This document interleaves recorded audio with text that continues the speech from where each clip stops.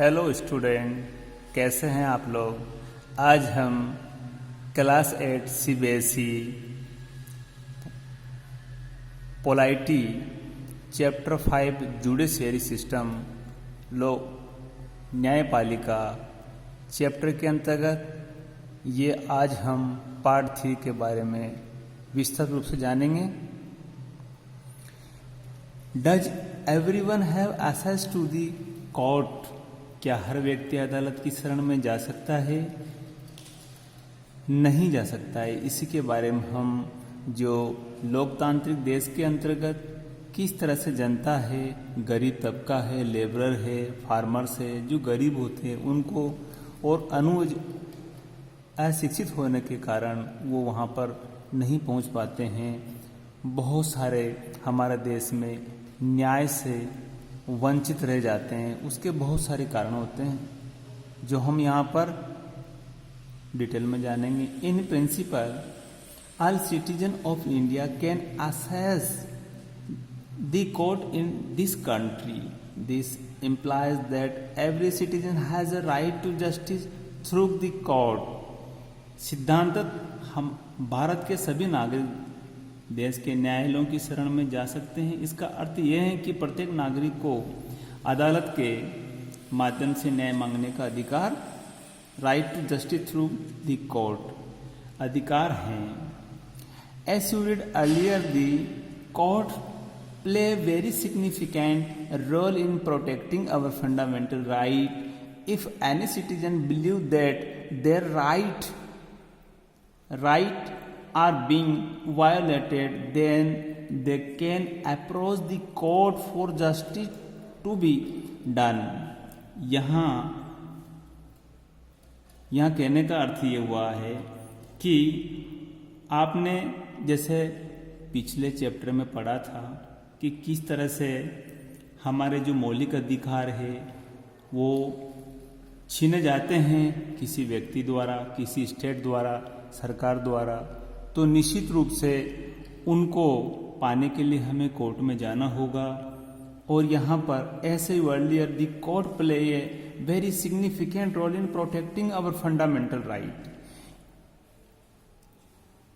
If any citizen believe, यदि किसी व्यक्ति को ये विश्वास हो जाए कि उसके जो मूलभूत अधिकार हैं वो वायलेटेड हो गए हैं, यदि वो उनको नुकसान पहुंचाया जा रहा है, देन तब they can approach the court for justice. वो न्याय के लिए, निश्चित रूप से न्याय के लिए वो अदालत में जाएगा जहां उसको न्याय मिलेगा। While the court are available for all, जबकि हमारे देश के अंदर जो कोर्ट होती है, अदालतें होती है, वो अवेलेबल फॉर ऑल, सभी के लिए न्याय पाने का एक सुलभ और अच्छा मार्ग होता है। सभी को न्याय पाने का अधिकार है जो हमारे कॉन्स्टिट्यूशन ने दिया है। In reality access to court has always been difficulty for a vast majority of the poor in India.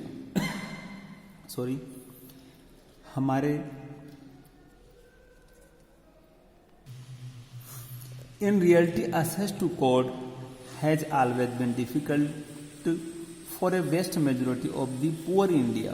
Poor in India सबसे बड़ी गाज और सबसे बड़ी डिफिकल्टी है तो भारत के गरीबों के लिए है, क्योंकि यहाँ पर बहुत बड़ा जो तबका है आज भी गरीबी के लाइन के नीचे जीवन यापन करने को मजबूर है।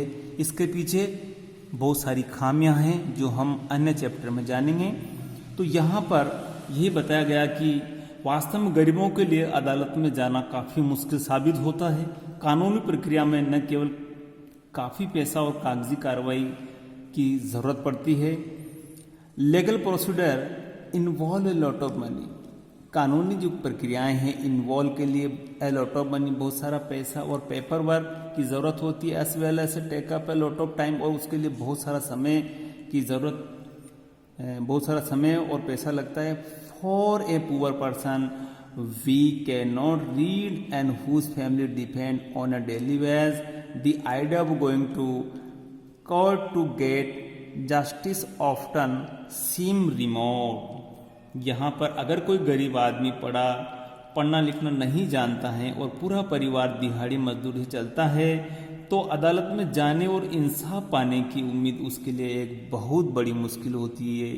यही सबसे हम इसे दुर्भाग्य कहेंगे देश का, इन गरीबों के लिए एक शर्मसार करने वाली बात होती है। हाँ, ये जरूर है कि दिनों दिन इम्प्रूवमेंट होते जा रहे हैं, नए नए नवाचार आ रहे हैं। हमारी जो अदालतें हैं, चाहे निचले कोर्ट डिस्ट्रिक्ट लेवल हो, स्टेट लेवल कोर्ट हो या सुप्रीम कोर्ट हो, इनके द्वारा everyone available, justice for available कहने का मतलब ये हुआ कि प्रत्येक व्यक्ति के लिए न्याय सुलभ करने के लिए एक सस्ता और सुलभ कार्य किए जा रहे हैं, प्रयास किए जा रहे हैं। In response to this, the Supreme Court in the earlier 1980s devised a mechanism of public interest litigation appeal to increase access to justice. It allowed an individual or organization to file a appeal in the High Court of the Supreme Court on behalf of those whose rights are being violated. The legal process was greatly simplified, and even a letter या telegram addressed to the Supreme Court या the High Court could be treated as a pill. In the early years, pill was used to secure justice on a large number of issues, such as rescuing bonded laborers from inhuman work conditions and securing the release of prisoners in Bihar who had been kept in jail even after their punishment term was complete. यहाँ पर जो PIL, it is very important method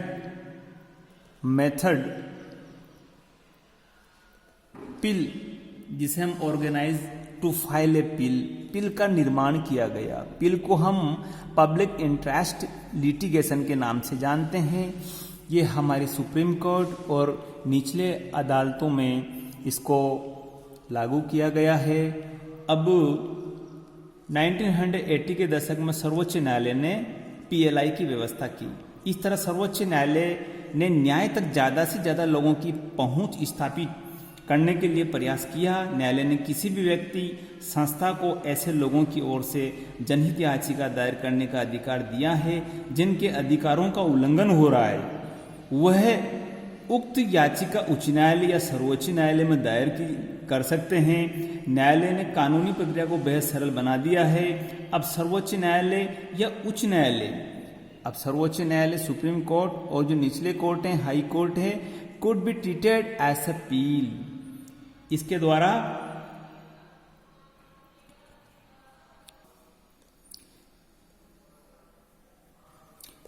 in the earlier pill was used to secure justice on a large number of issues such as rescuing bonded laborer, जैसे कि हम पूर्व में इसका विस्तार से पढ़ चुके हैं। इसका मैं आपको सरल अनुवाद बताने की कोशिश करूंगा कि किस तरह से ये जो पिल है शुरुआती सालों में जनहित याचिका के माध्यम से बहुत सारे मुद्दों पर लोगों को न्याय दिलाया गया था। बंधुआ मजदूरों को, बंधुआ जो मजदूर होते हैं, release of prisoner in human work conditions, bonded labourer, तो ये जो गरीब तबके के लोग होते हैं, मजदूरों को अमानवीय श्रम से मुक्ति दिलाने और बिहार में सजा काटने के बाद रिहा नहीं किए गए कैदियों को रिहा करवाने के लिए भी जनहित याचिका का इस्तेमाल किया गया था। अतः हम यहाँ पर ये देखते हैं कि जनहित याचिका आज के परिप्रेक्ष्य में हमारे देश में गरीबों को और जो बिल्कुल पुअर से पुअर जो लेबरर हैं, फार्मर्स हैं, उनको न्याय पाने का एक बहुत अच्छा रास्ता है कि वो पिल के माध्यम से, जनहित याचिका के माध्यम से न्याय पा सकते हैं और इसके लिए प्रयास कर सकते हैं। तो आज हम इतना ही, और कल और फिर नए वीडियो के साथ फिर आपके सामने में हाजिर होऊंगा। तब तक के लिए नमस्ते।